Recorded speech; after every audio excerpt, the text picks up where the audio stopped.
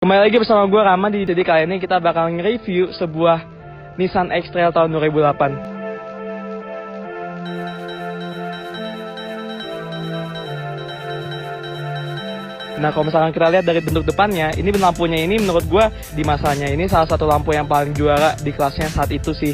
Dan kalau misalkan kita lihat dari depannya, sebenarnya bentuknya tuh nggak macam-macam ya. Lebih ke arah sederhana, tapi jadinya malah mobil ini jadi kelihatan anggun dan berkelas gitu. Jadi kayak maco aja sebenarnya. Terus kalau misalkan kita lihat ke bawah ini sudut datangnya ini agak lumayan tinggi ya. Jadi kalau misalkan kalian di off-road atau gimana, kalian nggak perlu khawatir karena ini sudut datangnya tinggi. Jadi meminimalisir kemungkinan dia bakal mentok. Nah, kalau misalkan kita lihat lagi nih, di sini ada spion tanduk. Zamannya emang SUV sekelas ini tuh hampir semuanya emang ada spion tanduk. Ini sangat membantu banget sih kalau kalian parkir di tempat-tempat sempit supaya nggak nyebur got atau gimana. Ini salah satu yang paling bantu.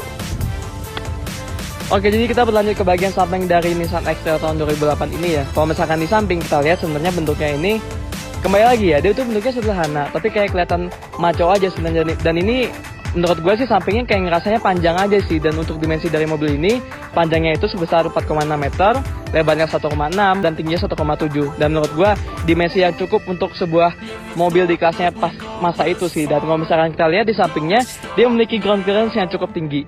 Dan di atasnya kita bisa dapat roof rail. Jadi untuk kalian yang mau nambahin roof box atau tempat penyimpanan tambahan di sini, kalian bisa banget tambahin di sini. Dan nggak lupa kita dapat khasnya Nissan, yaitu antenanya di depan. Dan ini sangat-sangat khas banget sih pada zamannya ini, antena di depan kayak gini. Dan kalau misalkan kita lihat lagi di velgnya ya, kalau misalkan kita lihat di velgnya ini memiliki spesifikasi R17. Dia tuh pakai profilnya 21560 dan menurut gue desain velgnya biasa aja sih. Ya wajar sih untuk zamannya ini velgnya udah emang standar banget dan hitungannya malah ringnya gede kalau misalnya untuk zamannya. Mengingat mobil ini kan keluarnya tahun 2008 ya. Overall sih kalau di bagian samping kayak gitu sih. Oke, jadi sekarang kita ada di bagian belakang dari Nissan X-Trail. Kalau misalnya kita lihat di bagian belakangnya, ini sebenarnya ada orang yang suka banget sama bagian belakang mobil ini dan ada pun orang yang nggak suka banget sama belakangnya. Tapi kalau subjektif gue sih, gue suka ya belakangnya ini. Dan kalau misalnya kita lihat di sini bagian belakangnya itu kacanya gede banget ya. Tapi untungnya di sini udah dari defogger, ditambah wiper juga, dan di atasnya di sini ada spoiler dan di bawahnya nggak lupa ada stop lamp. Nah, stop lampnya ini udah LED, tapi lampu-lampu sisanya ini masih belum LED alias masih bohlam. Dan kalau misalnya kita lihat di sini ada tombol kecil di bawah bagian Nissan, di bawah logonya si Nissan ini. Nah, tombol kecil ini fungsinya untuk membuka dan mengunci. Jadi kalau misalkan kalian membuka bagasi, kalian nggak perlu pencet kuncinya lagi dari remote-nya, tapi kalian cukup pencet di sini langsung bisa kalian buka. Nah, kalau misalnya kita lihat ke bawah lagi, di sini dibekali juga dengan sensor parkir dari 2 buah dan ada kamera mundur di sini. Oke, jadi di sini kita berlanjut ke bagian mesinnya dari Nissan X-Trail tahun 2008 ini. Nah, Nissan X-Trail tahun 2008 ini dibekali dengan mesin sebesar 2500 cc bertransmisi CVT 6 speed. Nah, menurut gua karakter dari sebuah CVT di Nissan X-Trail ini menurut gua masih terlalu kasar sih. Bukan CVT yang terhalus yang bisa kalian dapatkan, tapi ini udah sebuah kemajuan atau progres yang sangat bagus sih, mengingat sebelum model ini dia masih pakai transmisi otomatis konvensional. Jadi sekarang kita udah ada di bagian dalam dari Nissan X-Trail ini ya. Kalau misalkan kita lihat pertama-tama itu bentuk dashboardnya. Nah, menurut gue bentuk dashboardnya ini emang cukup kuno ya kalau misalkan kalian bandinginnya dengan sekarang. Tapi untuk di masanya yaitu tahun 2008, ini benar-benar mewah banget bentuk dashboardnya. Dan ini bentuk AC-nya ini yang sebelah kiri dan kanan ini kayak nyambung gitu pintunya. Dan yang menurut gue yang gue appreciate dari mobil ini adalah bahannya nih. Di sini ada soft touch, di sini ada soft touch, di sini soft touch. Di panel pintu soft touch, di sini juga soft touch. Bener-bener hampir keseluruhan dashboardnya ini didominasi sama soft touch. Dan ini rasanya tuh bener-bener mewah banget. Dan yang seperti gue bilang, ini mobil kalau misalkan tempat penyimpanannya atau kompartemennya tuh bener-bener gila banget. Kita hitung ya, 1. Nah, di sini nih kosong ada penyimpanan 1, 2, 3. Di sini ada lagi nih 4. Di sini bisa nyimpan 2 cup holder nih. 5, 6, di sini ada lagi 7. Terus di pintu, di masing-masing pintu ada 1, jadi ada 9. Terus di kiri dan kanan ada cup holder lagi, jadi ada 11. Bayangin ya, di depan aja ada 11 tempat penyimpanan. Kurang praktis apa coba ini mobil? Kalau menurut gue sih ini praktis banget sih. Dan kalau misalkan kita lihat di bagian tengahnya ini biasa aja sih, kayak aman aja gitu sebenarnya kombinasi warnanya. Di sini ada hitam dan silver. Dan menurut gue ini kombinasi warna yang sangat aman ya. Dan kalau misalnya kita lihat di sini AC-nya masih kompor nih, putar-putar. Wajar lah di tahun 2008 ini wajar banget sih, putar-putar. Tapi dia di sini menariknya udah ada defogger depan. Jadi dia punya 2 defogger depan dan belakang. Nah, kalau misalnya kita turun lagi, sayangnya di sini ada 2 tombol kosong, bahkan 3 tombol kosong. Terus di sini ada tuas transmisinya yang menurut gue bentuknya lucu sih dan enak dipegang. Terus di sini ada rem tangan, tapi rem tangan otot nih, belum elektrik. Terus joknya itu pakai bahannya kulit.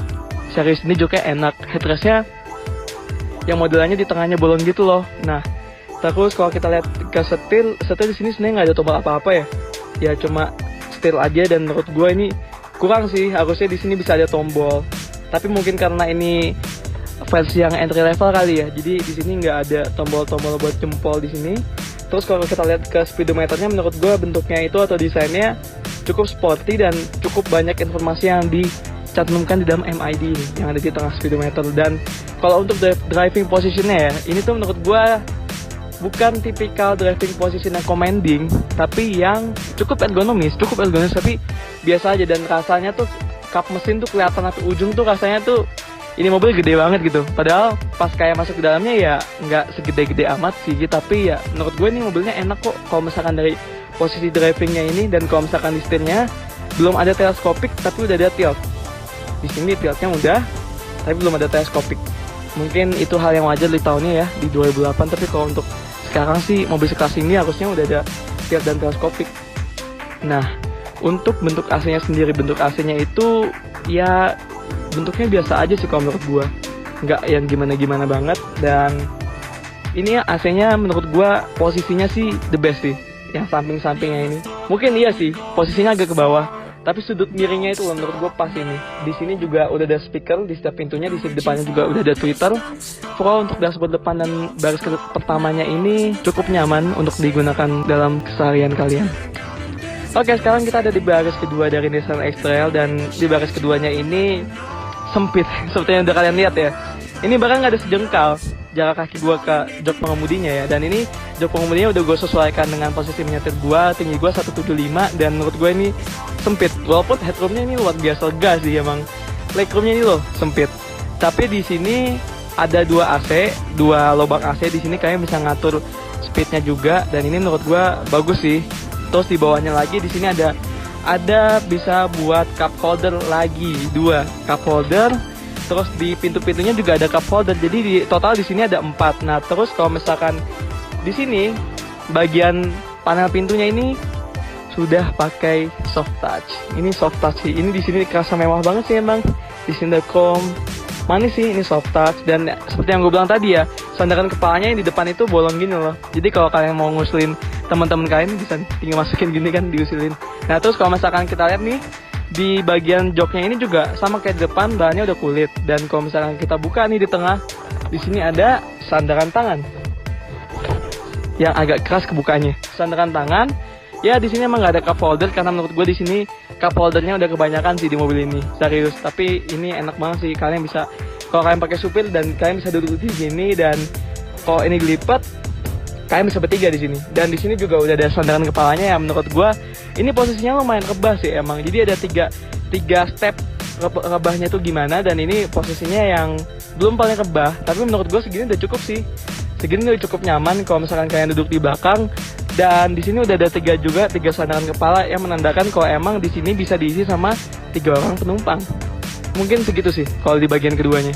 Oke, sekarang kita lihat di bagian dalam bagasinya dari Nissan X-Trail ya. Kalau misalkan kita lihat mobil ini tuh menurut gue ya juaranya tempat penyimpanan. Nah, menurut gue ini juaranya banget.